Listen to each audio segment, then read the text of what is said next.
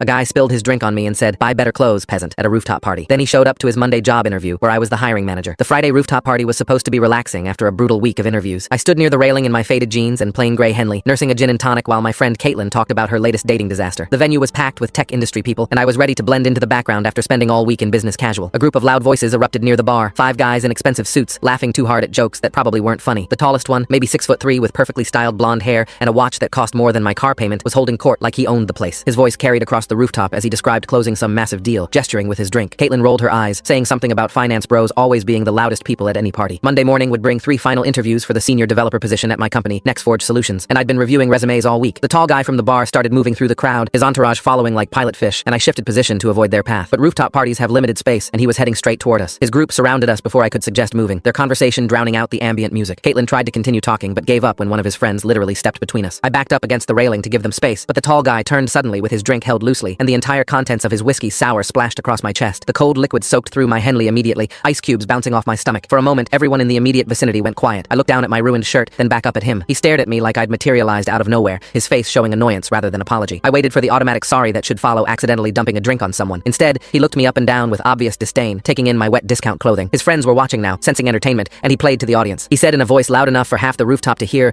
that maybe I should buy better clothes if I wanted to hang out at places like this. The word peasant came out of his mouth with such casual cruelty that I actually wondered if I'd misheard him. Caitlin's face went from shocked to furious in seconds, but I put a hand on her arm before she could tear into him. The tall guy's friends started laughing, one of them making a comment about the dress code being pretty relaxed these days. He pulled a money clip from his pocket, peeled off a $20 bill, and tried to hand it to me while suggesting I use it to upgrade my wardrobe. The humiliation was clearly intentional, designed to establish hierarchy in front of his audience. I didn't take the money, just stood there dripping whiskey. He let the bill flutter to the ground between us, said something about some people not knowing how to accept help, and turned back to his friends like I'd ceased to exist. They moved away, still laughing. Caitlin immediately started pulling napkins from her purse, asking if I was okay. I wiped off what I could, but the shirt was ruined, and the smell of whiskey clung to me. We left shortly after because I couldn't stand being there in soaked clothes while that guy held court. Caitlin spent the entire ride home ranting about entitled rich guys who think money excuses terrible behavior, but something about the casual cruelty bothered me more than it should have. Being called a peasant in front of a crowd was particularly degrading. Saturday and Sunday passed in a blur of interview prep and trying to forget Friday night. We had 3 finalists coming in Monday, all with impressive credentials on paper. I needed to determine which one would actually fit our collaborative environment. Sunday evening, I laid out my interview clothes and reviewed notes one final time. Monday morning arrived with rain, and I grabbed coffee on the way to the office while mentally preparing for assessments. Our first candidate was scheduled for 9 o'clock, a developer from Chicago with an impressive portfolio of mobile applications. I settled into the conference room with my team, Jordan from QA and Leslie from product management, both excellent at reading people beyond their technical skills. We reviewed the candidate's resume one more time, noting his 3 years at a major fintech company and his recent work on payment processing systems. The receptionist called at 9 sharp to say our candidate had arrived, and I told her to send him to the conference room. The door opened 30 seconds later, and the guy from Friday night walked in, calm, perfect, and completely unaware until our eyes met. The look on his face changed everything. The rest of the story is on my channel or linked below.